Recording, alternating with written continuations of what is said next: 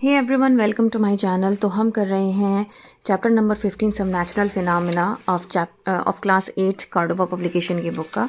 तो ये हमारी नेक्स्ट वीडियो है जिसमें आज हम पढ़ेंगे safety measures to be taken during lightning. तो कौन कौन से सेफ्टी मेजर्स हो सकते हैं जो हमें लाइटनिंग के ड्यूरेशन में लेने चाहिए। If you are caught in a thunder storm you need to take safety measures, some of them are discussed here.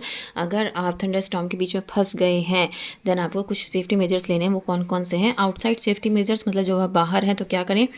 When you hear thunder after the lightning, rush to a safer place.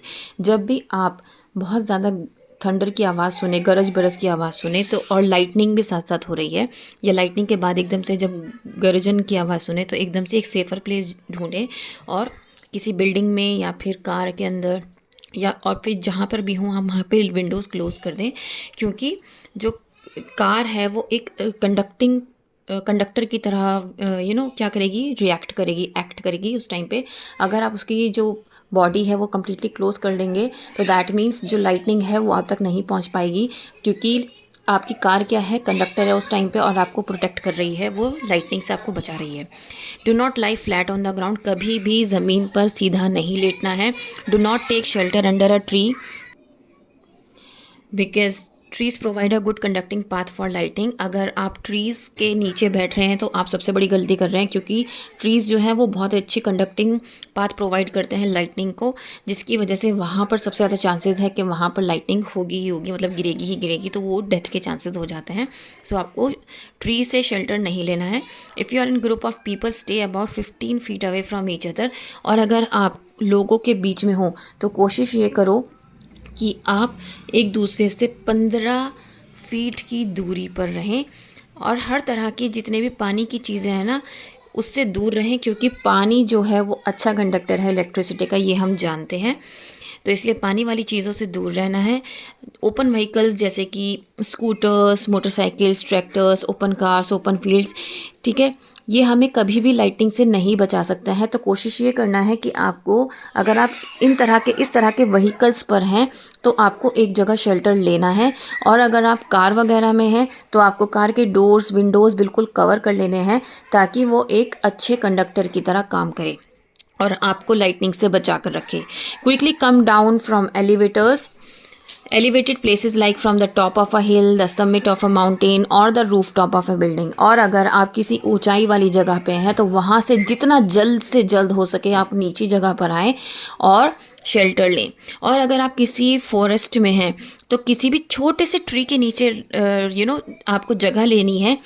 वो उससे क्या होगा, छोटे से tree के नीचे जगह लेनी, जो उसके आसपास बड़े ट्री होंगे ना वो लाइटनिंग इफेक्ट वो कंडक्ट करेंगे वाले ट्रीज़, ना कि छोटा जो ट्री होगा वो इफेक्ट उस पर लाइटनिंग का इफेक्ट रहेगा। तो इसलिए आपको क्या करना है, छोटे ट्री पे, अगर आप फॉरेस्ट में हैं तो आपको छोटे ट्रीज़ के अंडर क्या लेना है, शेल्टर लेना है। Appear as small as you can by crouching और your knees on the ground. तो इस तरीके से जितना आप छोटा होकर बैठ सकते हैं इस तरीके से बैठिए, ठीक है, और अपने हैंड्स को जिस तरीके से यहाँ रखा हुआ इस तरीके से रखिए, ठीक है। इस पोजीशन से क्या होगा, आप एक छोटा सा टारगेट बन जाएंगे। मतलब जितना छोटा टारगेट होगा लाइटनिंग जो है वहाँ तक बहुत कम चांसेस है कि पहुँचेगी, जितना बड़ा टारगेट होगा उतनी चांसेस है कि आप तक लाइटनिंग पहुँचेगी, ठीक है। अब अगर आप घर के अंदर हैं तो आपको कौन कौन से सेफ्टी मेजर्स लेने चाहिए।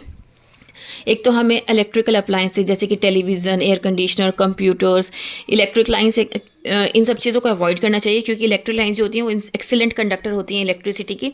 तो इसीलिए ज़्यादातर ये कहा जाता है कि जिस टाइम पर बहुत ज़्यादा गरज बरस बारिश हो रही हो उस टाइम पर आप जितने भी इलेक्ट्रिक अप्लायंसेज हैं उनके स्विच ऑफ कर दें, प्लग्स वगैरह निकाल दें, ठीक है। इससे आप अपने जितने भी इलेक्ट्रिकल गैजेट्स हैं उनको बचा रहे हैं ख़राब होने से।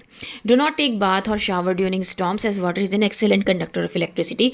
जब हम बात कर रहे हैं लाइटनिंग की तो उस ड्यूरेशन में आपको नहाना भी नहीं है, या फिर शावर भी नहीं लेना है, या फिर आप हम बाथरूम में जाते हैं तो अवॉइड करना है उस ड्यूरेशन में थोड़े से टाइम के लिए। उसका रीज़न ये है क्योंकि वाटर एक गुड कंडक्टर होता है इलेक्ट्रिसिटी का, और जो हमारी टैप्स वगैरह होती हैं वो ज़्यादातर मेटल की होती हैं, जहाँ पर हमें करंट लगने के चांसेस ज़्यादा रहता है, क्योंकि जो हमारा टैंक रखा होता है वो हमारी टॉप पे, जो रूफ टॉप होती है उसके ऊपर रखा होता है, तो वहाँ से लाइटिंग के चांसेस ज़्यादा रहते हैं, और वाटर के अंदर इलेक्ट्रिसिटी वो लाइटिंग का जो करंट है वो आने के चांसेस रहते हैं, इसलिए आपको शावर या बाथ लेने के लिए मना किया जाता है। Lightning can strike telephone cords, electrical wires and metal pipes during a thunderstorm. Contact with these objects should be avoided. तो मैंने जैसे कि आपको बताया जितने भी मेटल ऑब्जेक्ट्स हैं उससे आपको दूर रहना चाहिए। तो इससे क्या होगा, जितने भी टेलीफोन कॉर्ड्स वगैरह हैं, इलेक्ट्रिक वायर से इनसे दूर रहना है, क्योंकि लाइटनिंग जो है वो डायरेक्टली स्ट्राइक करती है इन चीज़ों पर। ठीक है, so it is safer to use mobile phones and cordless phones. तो आप मोबाइल फ़ोन्स यूज़ कर सकते हैं, कॉर्डलेस फ़ोन्स यूज़ कर सकते हैं, लेकिन आपको प्लम्बिंग लाइन से जो है वो दूर रहना है। ठीक है, क्योंकि प्लम्बिंग लाइन्स जो होती हैं, जो हमारे पाइप्स होते हैं, वो ज़्यादातर मेटल से बने होते हैं। ठीक है, जो कि गुड कंडक्टर है इलेक्ट्रिसिटी का, और वो अच्छा पाथ है एक लाइटनिंग चार्ज का। Now useful effects of lighting. अब हमने अभी तक इसके सारे ऐसे इफ़ेक्ट्स पढ़े जो कि हमें हार्म करते हैं, लेकिन अगर हम इसके कुछ यूज़फुल इफ़ेक्ट्स पढ़ने वाले हैं, जैसे कि lightning plays an major role in regulation of nitrogen cycle in the nature. तो नाइट्रोजन साइकिल जो है हमारी इकोसिस्टम में चलती रहती है, जैसे कि एक वाटर साइकिल है, ऐसी नाइट्रोजन साइकिल भी है। बहुत सारी साइकिल्स हैं जो आप 10th क्लास में भी पढ़ेंगे, 9th में भी पढ़ेंगे। ठीक है, तो इस तरह जो नाइट्रोजन साइकिल है उसको बहुत अच्छा रेगुलेट करती है। एटमॉस्फेरिक नाइट्रोजन जो होती है सॉइल में, उसको फिक्स करती है। Heat and light release during lighting helps in the combination of atmospheric nitrogen and oxygen to form oxides of nitrogen. तो जब ये लाइटनिंग का प्रोसेस चल रहा है, तो हीट और लाइट जो प्रोड्यूस हो रही है उस लाइटनिंग से वो क्या हेल्प करेगी, वो नाइट्रोजन जो हमारी एटमॉस्फेयर में प्रेजेंट है उसको हेल्प करेगी ऑक्सीजन से मिक्सअप करने में, जो कि ऑलरेडी प्रेजेंट है हमारे एटमॉस्फेयर में, और क्या बनाएगी, ऑक्साइड्स ऑफ नाइट्रोजन बनाएगी, जो कि बाद में पानी के साथ मिक्स होकर नाइट्रिक एसिड बनेगा। ठीक है, नाइट्रिक एसिड जब नीचे पानी के साथ आता है तो वो सॉल्ट के जो उसके अंदर प्रेजेंट होता है सॉइल में, उसके साथ मिलके क्या बनाता है, नाइट्रेट्स बनाता है, और नाइट्रेट्स प्लांट्स यूज़ करते हैं जो कि उनकी ग्रोथ में हेल्प करता है। तो अल्टीमेटली ये एक साइकिल है जो वर्क कर रही है, इसीलिए इसको नाइट्रोजन साइकिल कहा जाता है। सो ozone layer in the atmosphere absorbs harmful ultraviolet rays of the sunlight and protects the living organisms from its harmful effects.